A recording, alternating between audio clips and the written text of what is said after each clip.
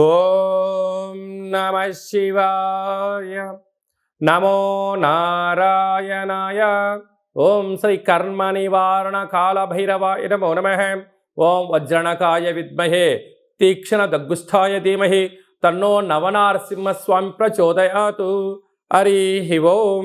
మా ఛానల్కి స్వాగతం. చూస్తున్న వీక్షకులకు ప్రేక్షకులకు ప్రియ కాళభైరవ భగవంతులకి స్వాగతం పలుకుతూ మమ్మల్ని ఎంతగానో ఆదరిస్తూ ఉండబడినటువంటి ప్రియ సోదర సోదరీమణులకు స్వాగతం పలుకుతూ సనాతన ధర్మ సంరక్షకులకు అలాగనే జ్యోతిష్య అభిమానులకు స్వాగతం పలుకుతూ 16/5/2024 నుండి 31/5/2024 వరకు పుట్టినటువంటి వారందరికీ కూడా ముందస్తుగా జన్మదిన శుభాకాంక్షలు. గతంలో వివాహం చేసుకున్న వారికి వివాహ వార్షికోత్సవ శుభాకాంక్షలు. మనకు వైశాఖ మాసం అనగానే పండగలకు కొదవలేనటువంటి మాసము కనుక అన్నవరంలో సత్యనారాయణ స్వామి యొక్క కళ్యాణము, స్వామివారిని స్మరించడం, ధ్యానించడం, వీలైతే ఇంట్లో మనం సంవత్సరానికి ఒక్కసారైనా శ్రీ రమా సహిత సత్యనారాయణ స్వామి వ్రతాన్ని ఆచరించుకోవడం వలన స్వామి యొక్క ఆశీస్సులు ఉంటాయి. అలాగనే మనకు వాసవి మాత అమ్మవారి యొక్క జయంతి, అమ్మను స్మరిస్తే అన్నీ మనకు ఉన్నట్లే అని చెప్పి గమనించాలి. అలాగనే మాసానాం వైశాఖ మాసం అంటారు. వైశాఖ మాస పూర్ణిమ తిథి యందున అరుణాచల స్వామివారి యొక్క గిరి పర్వత ప్రదక్షిణ చేసినట్లయితే సర్వము శుభప్రదమే అని చెప్పి గమనించాలి. ద్వాదశ రాశుల్లో గ్రహ గమనాలు ఒకసారి వీక్షింపచేద్దాం. మేషరాశిలో బుధుడు మరియు శుక్రుడు సంచార స్థితి, వృషభ రాశిలో రవి గురు సంచార స్థితి, కన్యరాశిలో కేతు సంచార స్థితి, కుంభరాశిలో శని భగవానుడు స్వక్షేత్ర సంచార స్థితి, మీనరాశిలో కుజరాహుల సంచార స్థితితో ద్వాదశ రాశుల్లో గ్రహ గమనాలు ఈ విధంగా ఉన్నాయి. 12 సంవత్సరముల తర్వాత శుక్ర భగవానుడు స్వక్షేత్రమైనటువంటి వృషభ రాశిలోకి ఈ 20వ తారీఖున మే నెలలో సంచరించడం జరుగుతుంది. అక్కడ విశిష్టత ఏమిటయ్యానగా 12 సంవత్సరముల తర్వాత దేవగురు బృహస్పతి వృషభ రాశిలో సంచారం చేయడం, గురు శుక్రులు అక్కడే సంచారం చేయడం, అక్కడే రవితో కలిపి ప్రయాణం చేయడం అనేటువంటిది ఒక రకమైనటువంటి గ్రహ సంచార స్థితి అని చెప్పి గమనించాలి. మేషరాశి వారికి ఎలా ఉండబోతుందో ఈ వీడియోలో సవివరంగా సంపూర్ణంగా తెలుసుకుందాం. 12 సంవత్సరాల తర్వాత శుక్ర భగవానుడు తన సొంత గృహంలో గురువుతో కలిపి ప్రయాణం చేయడము చాలా విశిష్టతగా గమనించాలి. మేషరాశిలో ఏ నక్షత్రాలు వస్తాయో ఒకసారి గమనిద్దాం. అశ్విని నక్షత్రంలో 4 పాదాలు, భరణి నక్షత్రంలో 4 పాదాలు, కృతికా నక్షత్రంలో 1 పాదం కలిపితే మేషరాశి.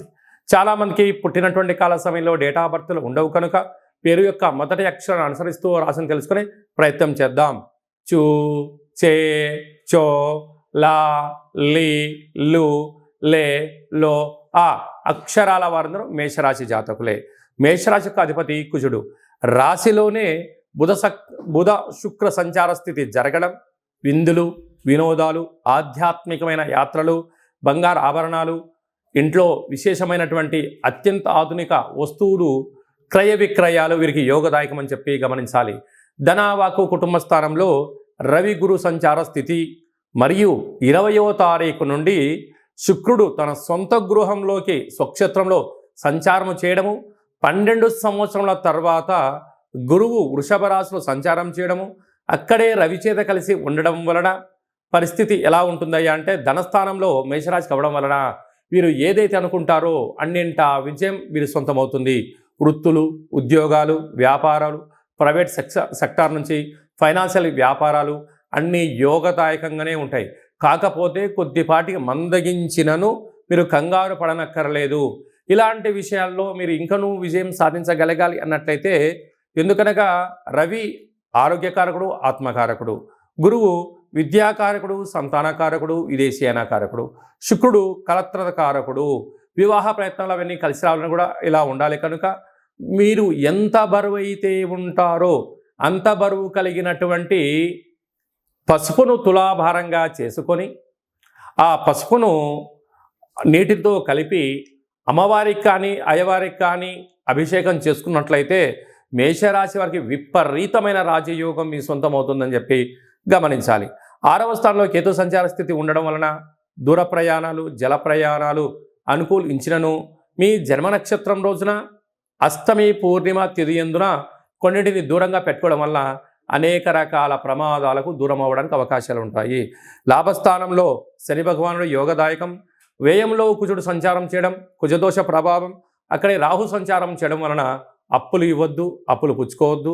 వృత్తులు, ఉద్యోగ వ్యాపార కార్యక్రమాలు, సాఫ్ట్వేర్ హార్డ్వేర్ రంగ కార్యక్రమాలు, హోటల్ వ్యాపారాలు, అదే కాకుండా వ్యవసాయ సోదరీమణులు, గృహ భవన నిర్మాణ కార్యక్రమం చేసేటువంటి వారందరికీ కూడా మంచి సువర్ణపు రోజులు అని చెప్పి గమనించాలి.